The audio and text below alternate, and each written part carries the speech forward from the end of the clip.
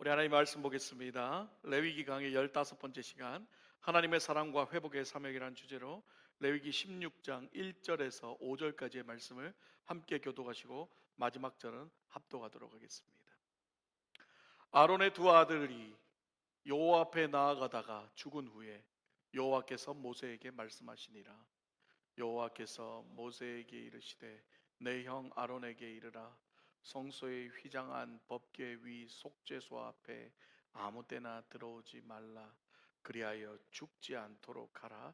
이는 내가 구름 가운데서 속죄소 위에 나타남이니라.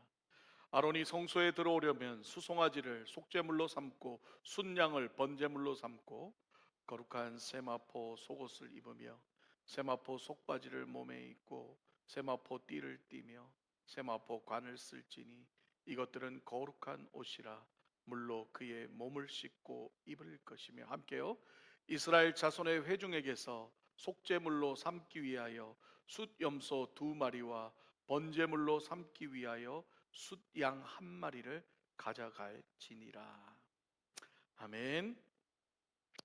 자, 오늘 이제 레위기강에 지난주 한번 쉬었고 15번째 이제 시간입니다. 자, 사람이 살면서 누군가와 참 이별한다는 것은 결코 쉬운 일이 아니지요. 우리가 잠시 떨어져서 사는 거는 이렇게 견딜 수 있지만 다시는 볼 수 없다는 이 상실의 아픔은 말로 표현할 수 없는 깊은 고통을 동반합니다. 저희 할머니가 돌아가신 지 이제 건 10년이 가까이 돼 가는데요. 제가 예전에 미국에 와 있을 때 할머니랑 유일하게 소통할 수 있는 것은 전화 통화였습니다.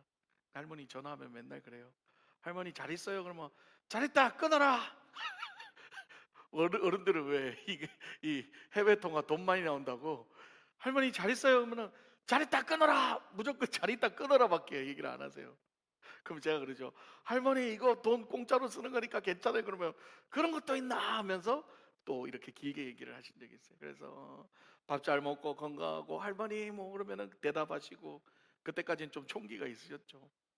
그렇게 유일하게 제가 그때는 신분이 안 돼서 한국을 갈 수 없는 상황이라서 할머니랑 통화할 수 있는 건 오직 전화밖에 없었어요.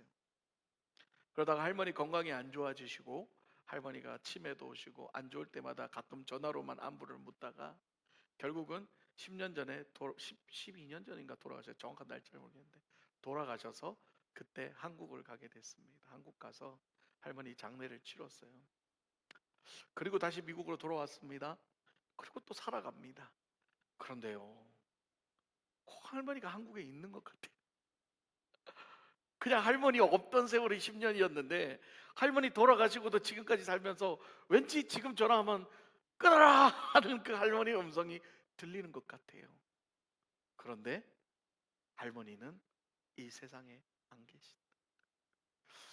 그래서 가끔 전화하고 싶다는 생각이 들면서 할머니가 이 세상에 없다는 생각을 하는 순간 마음 한구석이 되게 아련히 아파함을 느낍니다. 왜냐하면 할머니가 저를 장손이라고 너무 이뻐하셨거든요. 부엌에는 얼씬도 못 가게 하셨고 늘 저를 그렇게 챙기시고 저를 용돈도 주시고 할머니 사랑을 참 많이 받았는데 지금은 이 세상에 안 계시다라고 생각을 하니까 가슴 한편이 애려오는 거예요. 자, 오늘 본문인 레위기 16장은요, 이 내용이 율법과 제사의 규례로 가득 차 있지만 그 내면에는요, 사실은 자식을 잃은 아버지 아론의 깊은 상실의 마음과 자식을 내어주면서까지 영혼을 살리려 하셨던 우리 하나님의 사랑의 마음이 보이는 말씀이라는 거예요. 본문엔 이렇게 시작합니다. 16장 1절입니다. 아론의 두 아들들이 여호와 앞에 나아가다 죽은 후에 여호와께서 모세에게 말씀하시니라. 아론의 두 아들이 여호와 앞에 나아가다 죽은 후에 언급을 하잖아요. 아론의 두 아들들이 여호와 앞에 나아가다 죽은 후에를 언급을 하는 거예요. 이 말을 언급한다는 자체가 하나님이 율법과 규례만 얘기하고자 하는 것이 아닌 거죠. 오늘 사실은 율법과 규례보다 더 중요한 것은 뭐냐면 하나님이 자식을 잃은 상실의 아픔을 가지는 아론에게 지금 관심을 가져주신다는 이 사실이라는 거예요. 우리는 지난 시간 레위기 10장에 아론의 아들 나답과 아비후가 다른 불을, 하나님 명하시지 않은 다른 불을 들였다가 즉사하는 사건을 우리가 봤죠. 아론은 자신의 생떼 같은 두 아들이 생채로 불에 타 죽는 모습을 목격했지만 그때 뭐라 그랬어요? 아무 말 없이 잠잠히 있었더라라고. 자식을 잃은 부모의 마음을 생각해 보면요, 그 고통은 감히 헤아릴 수가 없다는 거죠. 그때도 제가 아론의 심정에서 설교를 한번 했지만, 그 아론의 마음은 잠잠했다는 건요, 할 말이 없어서였을까요? 울지 못해서였을까요? 아니에요. 가슴으로 울었던 거예요. 마음으로 울었던 거예요. 차마 눈물조차, 울음조차 나지 않는 그 깊은 아픔과 고통을 지금 아론은 느끼고 있었다는 거예요. 그거를 아론은 잠잠했다라고 성경은 표현했다는 거죠. 그렇습니다. 세상에도 이런 말이 있지요. 부모가 자식을 잃으면 어디에 묻는다고요? 가슴에 묻는다라는 말을 합니다. 그런 가슴에 자식을 묻고 아파하는 아론에게 오늘 하나님이 다가오셨다는 거예요. 그리고 그 아론에게 말씀하고 계신다는 거예요. 그래서 오늘 본문은 바로 아론에게 다시 사랑과 관심을 주시며 그에게 다시 사명을 주시는 하나님의 사랑의 메시지인 줄 믿습니다. 예. 오늘 16장 2절을 함께 봅니다. 여호와께서 모세에게 이르시되 네 형 아론에게 이르라. 성소 휘장한 법궤 위 속죄 앞에 아무 때나 들어오지 말라. 그리하여 죽지 않도록 하라. 이는 내가 구름 가운데에서 속죄소 위에 나타남이라. 이 말씀에서 우리가 주목해야 될 문장은 바로 죽지 않도록 하라. 여러분, 죽지 않도록 하라, 이 말이에요. 저는 이 말씀을 읽는데요, 이 말씀이 하나님이 경고하는 말씀으로 들리지가 않았어요. 너 자식 잃고 아파하는 아론에게 너 네 아들 죽는 거 봤지? 조심해, 안 그러면 니도 죽어. 이게 아니라는 거예요. 우리가 이 성경의 텍스트를 통해서 우리는 하나님의 마음을 읽어야 돼요. 여기서 하나님이 아론아, 성소에 함부로 아무 때나 들어오지 마. 네가 죽을까 봐 내가 걱정이 되니까 죽지 않도록 조심해야 되는 거예요. 그 하나님의 사랑의 음성이라는 거죠. 여러분, 우리 성경을 통해서 이 하나님의 마음을 느껴야 돼요. 그 마음을 느끼지 못하면 결코 성경을 통해 감동받지 못하고 성경을 통해서 절대 은혜를 받지 못한다는 거죠. 우리는 사람과의 관계 속에서도 말을 어떻게 하느냐에 따라, 글을 어떻게 쓰느냐에 따라 사람에게 상처를 주기도 하고 또 칭찬을 받기도 하고 위로를 줄 수도 있다는 거죠. 요즘은 말보다 뭐예요? 글로 소통하는 시대입니다. 대표적으로 뭐가 있어요? 우리 다 쓰는 카카오톡이라는, 카톡이라는 메신저가 있죠. 예. 카톡의 글만 봐도요, 상대방의 마음을 느끼는 사람들이 있어요. 물론 감정이 무딘 사람은 뭐 글을 읽고 아무런 감동도 없고 느낌도 없고 그런 사람도 있지만요, 정말 감정이 예민하고 섬세한 사람은요, 카톡의 댓글 하나만으로도 그 사람의 마음을 느낄 수 있다는 거죠. 누군가 카톡에 글을 올리면 댓글을 달 때도요, 어떤 사람은요 너무 예쁘게 글 쓰는 사람이 있어요. 그랬어요, 너무 아름다워요, 좋아요, 이런 사람이 있고요. 어떤 사람은요, 네. 어떤 사람은 눈 두 개, 웃는 거 두 개. 어떤 사람은 아예 댓글도 안 남깁니다. 사람마다 가지각색인 거예요. 예, 예. 나는 그런 거 별로 안 좋아해. 아유, 뭐 시원찮게 그런 거 답글을 남겨. 그런 사람들이 있어. 어떻게 할까요? 사람마다 감정이 다 다르니까 어떤 사람은 그런 글을 보면 예쁘게 답글을 올리는 사람이 있어요. 그 올린 사람은 왜 그렇게 답글을 올릴까요? 그 예쁘게 답글을 올리는 걸 통해서 그 사람에게 자기가 받은 마음을 그대로 전달하는 거죠. 예. 그러나 어떤 사람은 자기가 그렇게 받고도 그냥 그냥 답을 안 하는 거죠. 그러면 어떤 사람은 내가 이렇게 글을 남겼는데 저 사람은 댓글도 안 다네, 답도 없네, 혼자 오해하고 혼자 상처받는 경우도 있다는 거예요. 내 글에 관심이 없구나, 나한테 관심이 없구나. 성경도 마찬가지라는 거죠. 여러분, 성경은 단순한 글이 아니라고 했습니다. 하나님의 마음이 담긴 말씀이라는 거예요. 우리는 성경을 읽으면서 단순한 글자로 이해하는 것이 아니라 그 글자 한 글자, 그 문장 한 문장에 하나님의 마음을 느끼고 읽어야 된다는 거예요. 그 하나님의 마음을 느끼기 위해서 우리가 뭐가 필요하냐? 성경 공부도 필요하고 말씀의 배경도 필요하고 이스라엘 문화도 알아야 되고 그걸 다 알아야 되는 거예요. 왜? 그래야 그 말씀의 의미를 이해하고 깨닫고 그 하나님의 그 말씀의 문장 하나가 나한테 와닿아서 그게 나한테 위로가 된다는 거죠. 문화도 모르고 배경도 모르고 아무것도 모르면서 글자 문맥만 가지고 은혜를 받으려고 하니 은혜가 되냐 말이는 거죠. 그래서 여러분, 이 성경을 그냥 글자대로만 읽는다면은 정말 재미없는 말씀이 뭐요? 레위기요. 정말 재미없는 말씀이 민수기예요. 재미 하나도 없어요. 그런데요, 이 말씀의 한 구절 한 구절을 하나님의 마음을 알고 하나님의 사랑의 편지라고 우리가 생각하고 읽을 때마다 이 레위기는 눈물 없이는 읽을 수 없는 하나님의 지독한 사랑의 편지라는 걸 우리가 깨닫게 된다는 거예요. 여러분, 그 사랑을 느끼고 계신가요? 지금 레위기를 읽고 계시면서 레위기를 설교를 들으시면서 그 하나님의 마음을 느끼고 계신가요? 다시 본문으로 돌아와서 오늘 본문 2절에 죽지 않도록 하라라는 말은 하나님의 사랑의 표현이라는 거예요. 아론아, 네 아들들이 하나님이 명령하신 다른 불을 쓰다 타 죽는 거 보지 않았니? 그게 나의 공의란다. 내 뜻대로 불순종하고 너희들 마음대로 하면 심판받아야 되는 거야. 죽어야 되는 거야. 그런데 네 아들들은 나의 공의 때문에 어쩔 수 없이 죽을 수밖에 없어서 너가 그렇게 상실된 아픔과 쓰라린 아픔을 갖고 있지 않니? 그러니까 너마저도 죽지 않았으면 좋겠다라는 하나님의 사랑. 너는 제발 내 말 듣고 죽지 말았으면 좋겠다는 하나님의 사랑의 마음이 죽지 않도록 하라라는 거예요. 이게 바로 하나님의 공의와 하나님의 사랑이라는 거죠. 마태복음 7장 21절에서 23절에 예수님께서 이렇게 말씀하셨습니다. 함께 봅니다. 나더러 주여 주여 하는 자마다 천국에 다 들어갈 것이 아니요 다만 하늘에 계신 내 아버지의 뜻대로 행하는 자야 들어가리라.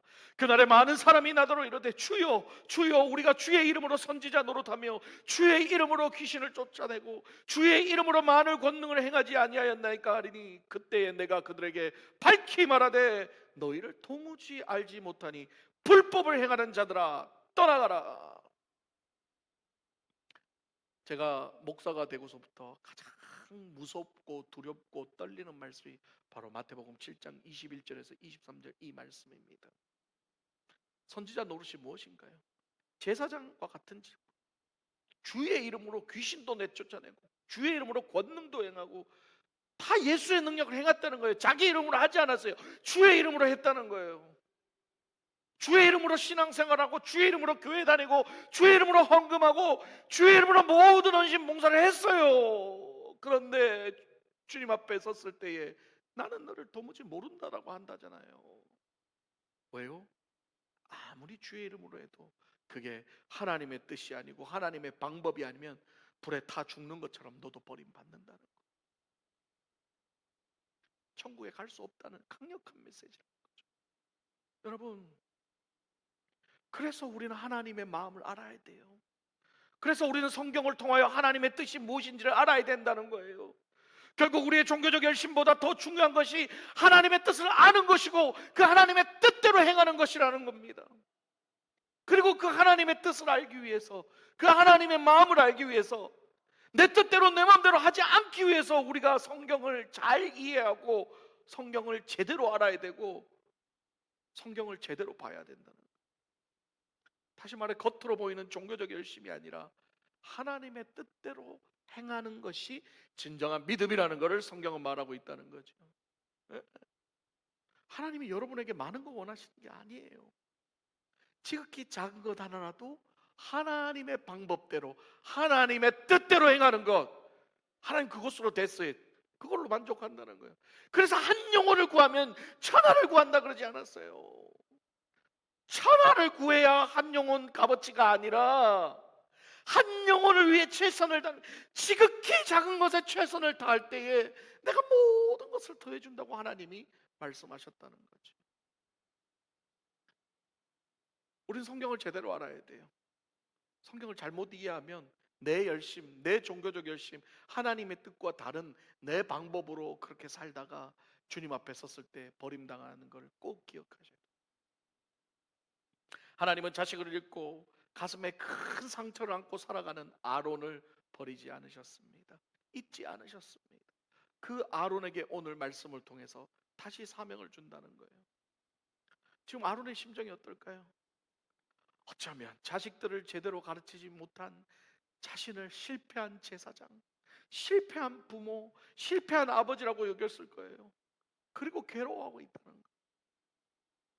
여러분, 자식을 키우면서요, 자식이요 똑바로 잘 신앙적으로나 모든 면에서 잘 자라고 어딜 가서도 자식이 칭찬받으면요, 부모도 같이 좋아요. 부모도 같이 기뻐요. 내 자식이 어디 가서 인사도 잘하고 어디 가서 뭘 이렇게 예의 바르고 하면요, 말 안 해도 그냥 부모는 그냥 칭찬받아요. 옛말에 얼마 있잖아요. 자식 보면서 너가 아버지 뭐 하시노? 너가 아버지 뭐 하시노? 이 질문이 뭐예요? 이 깡패 같은 놈의 새끼 지금 그냥 누가 니 이렇게 교육시켰어? 너가 아버지 뭐 하시노예요? 뭐요? 그 자식의 됨됨이를 보면 아버지 부모를 알 수 있다는 거지.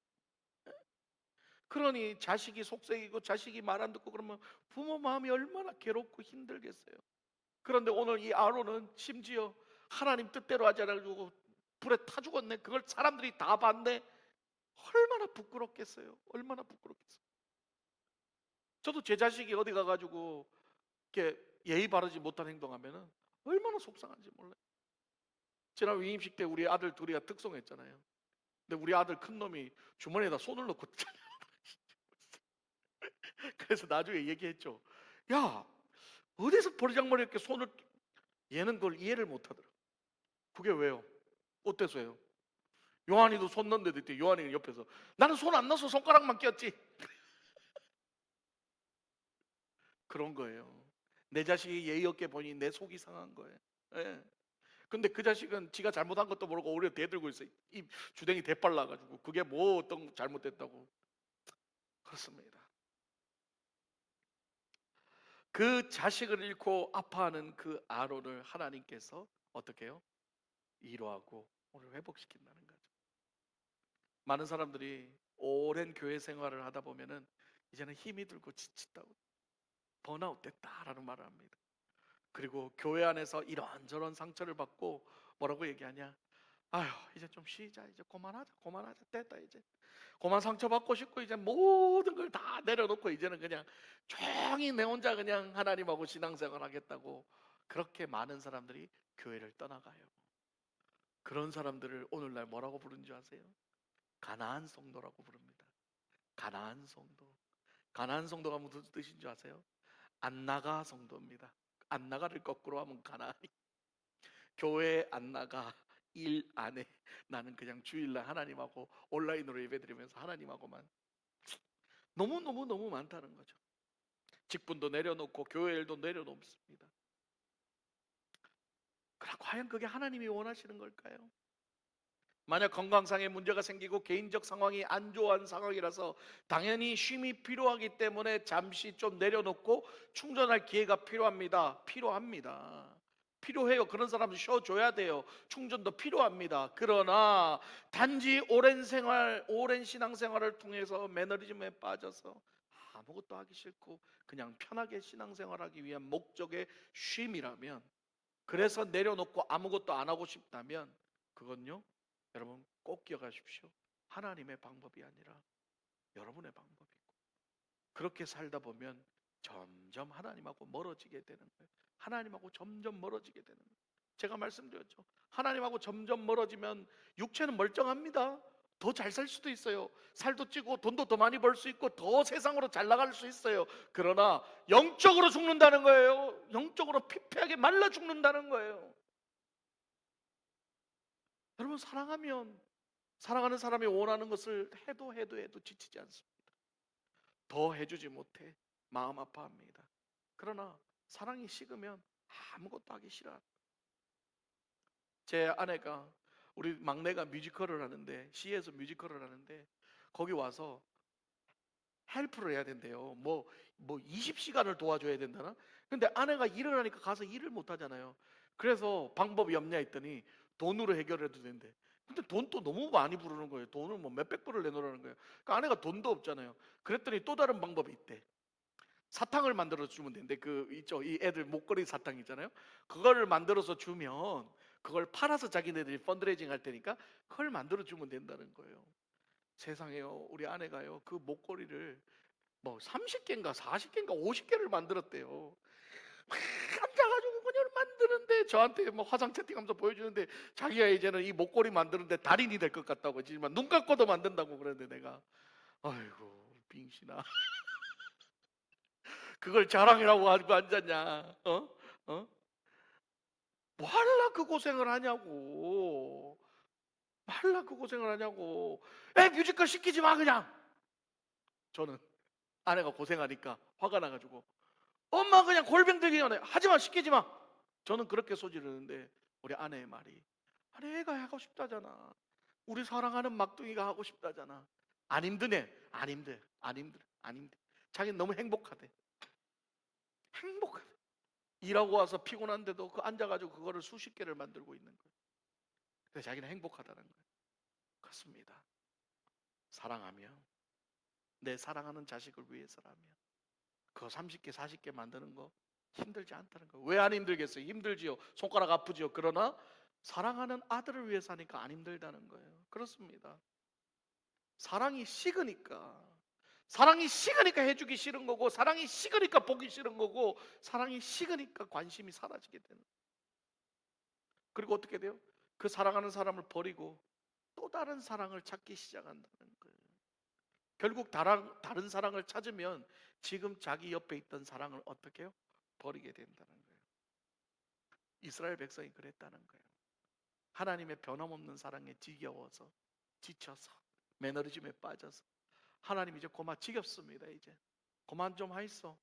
그러면서 우상 숭배하며 다른 사랑을 찾기 시작하고, 하나님 앞에 예배드리고 하나님 앞에 섬기고 하나님께 감사했던 모든 것들이 귀찮아지기 시작하면서 하나님과 멀어지면서 다른 사랑을 찾기 시작한다는 거예요. 결국 하나님을 떠나는 거예요. 그러나 하나님은 그 이스라엘 백성 버리지 않았다는 거죠. 아론이 어떤 사람이었습니까? 바로 그 하나님을 버리고 우상 숭배에 앞장섰던 자였다는 거예요. 그런데 하나님은 그런 자가 자식 새끼 불에 타 죽는 거 보면서 꽃이다 이놈아 정신 차려가 아니라 죽지 않게 하라. 아론아, 네 자식 죽는 거 봤잖아. 나는 너라도 놓치기 싫어. 나는 너라도 죽지 않았으면 좋겠어라는 하나님의 사랑의 마음이라는 거예요. 지금 여러분 하나님을 얼마나 사랑하고 계신가요? 여러분 얼마나 예수님을 사랑하고 계신가요? 여러분 그분이 베풀어 주신 은혜에 얼마나 감사하면서 살아가고 계신가요? 우리의 진짜 쉼은 바로 주님 안에서, 우리 그리스도 안에서 오는 건 줄 믿습니다. 주 안에서 이루어지는 쉼은요, 일을 하고 안 하고의 문제가 아니에요. 직분을 맡고 안 맡고의 문제가 아니라 예수님 그 자체가 우리의 쉼이고 위로가 된다는 거예요. 그래서 예수님과 함께 한다면 그 어떤 일도 지치지 않고 기쁨으로 할 수 있게 된다는 거예요. 아멘이십니까? 다시 말해 그리스도의 쉼과 회복은 하나님께서 주신 사명을 내려놓는 것이 아니라 오히려 사명을 감당하면서부터 우리에게 쉼이 주어진다는 걸 기억하시기를 바랍니다. 예, 예수님과 함께 한다면 사명을 감당하는 그 자체가 우리에게 쉼이 된다는 말이에요. 하나님은 자식을 잃고 실패한 제사장 아론에게 다시 사명을 부어주시고 그 사명을 감당케 하시면서 아론을 지금 회복시키고 계신 거예요.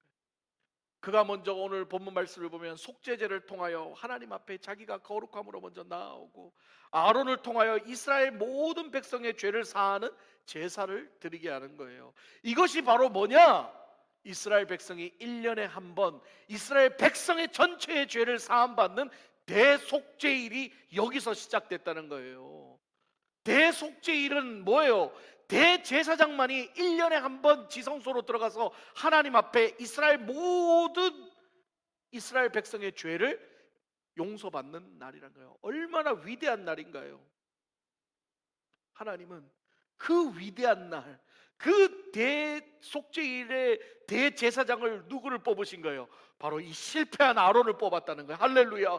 이 실패한 자식 교육에 실패하고 하나님께 우상 숭배했던 더러운 이 아론을 하나님은 그를 선택해가지고 그를 죽지 않게 하라고 위로하셔서 그에게 무슨 사명을 감당하셨어요? 대제사장의 사명을 감당시키고 이스라엘의 온 이스라엘의 죄를 회개하는 그 제사장의 역할을 담당시켰다는 거예요. 이게 하나님의 방법이라는 거예요.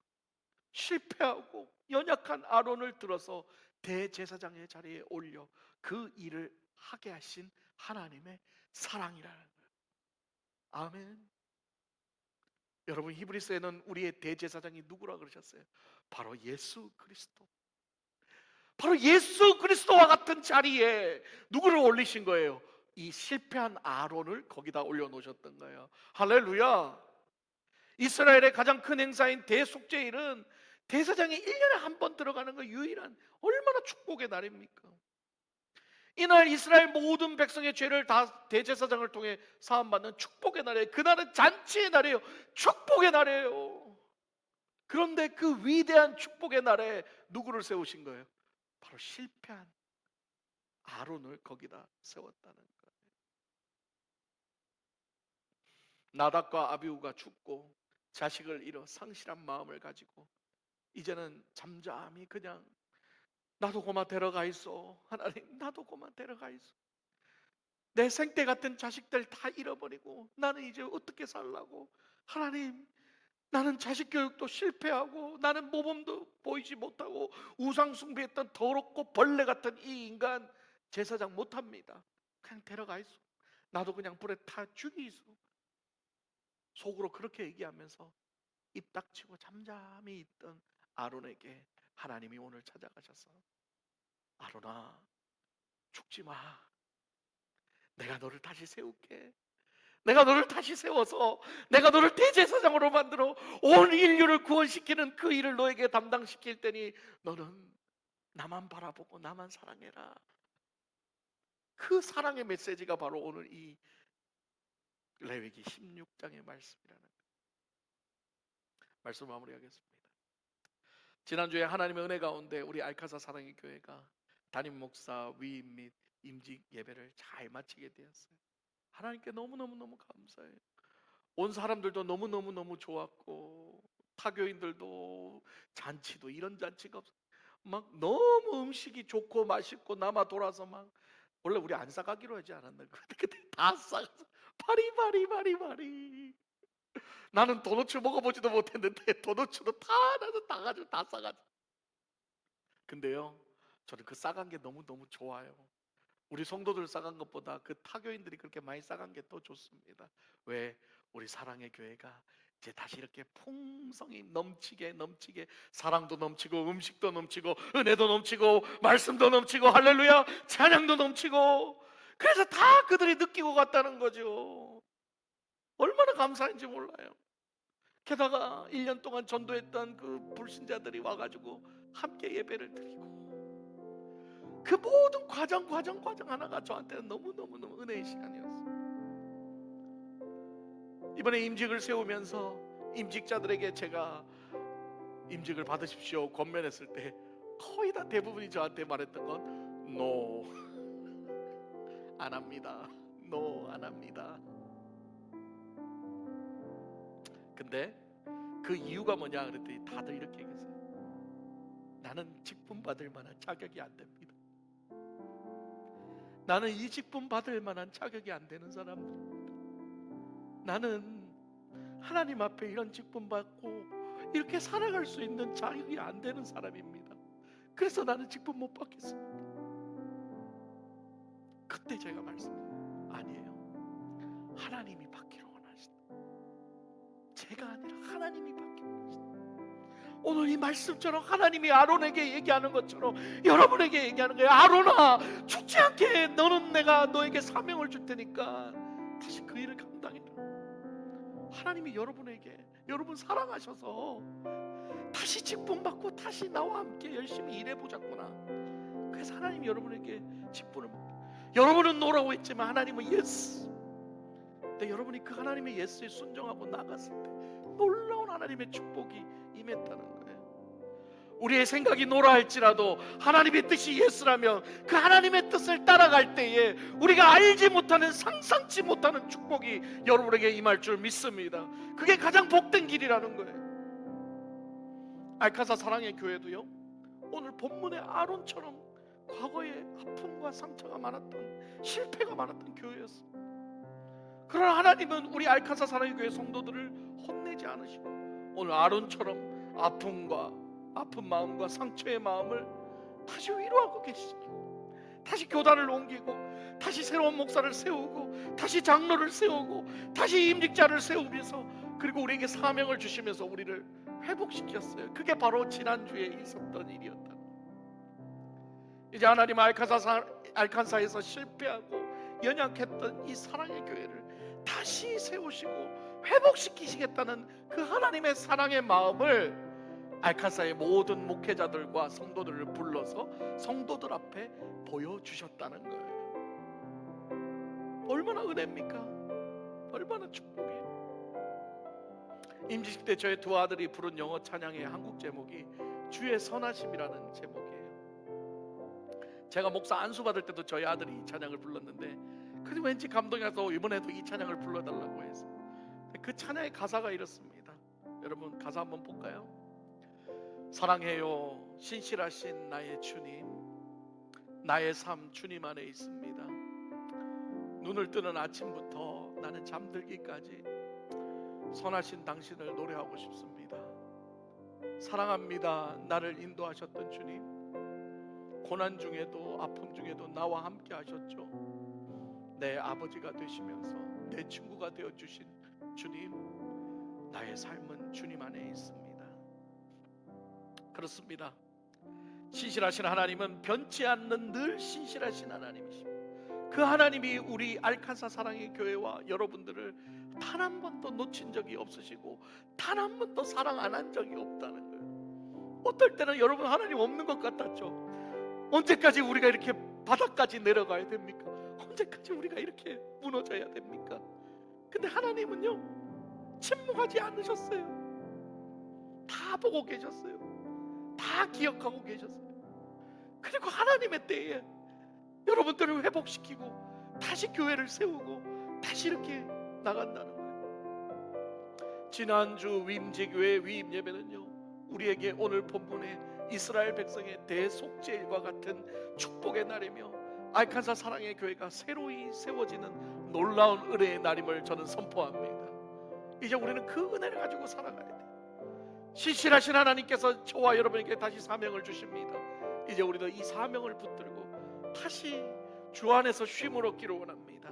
내가 완벽해서, 내가 잘나서가 아니에요. 실패자였고 연약한 자였고 부족한 자였지만 하나님이 그래도 너와 함께 하고 싶다, 그래도 너와 함께 하고 싶다 그러잖아요. 그럴 때는요, 그냥 잡으세요. 붙잡으세요.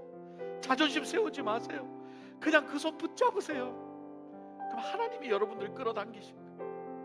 신실하신 하나님은 아론과 같이 연약한 저와 여러분을 사용하셔서 하나님의 놀라운 구속의 역사를 이 알칸사 지역에 펼쳐나가게 되실 줄 믿습니다. 그 말씀을 통해서 그 신실하신 하나님을 찬양하기를 원합니다.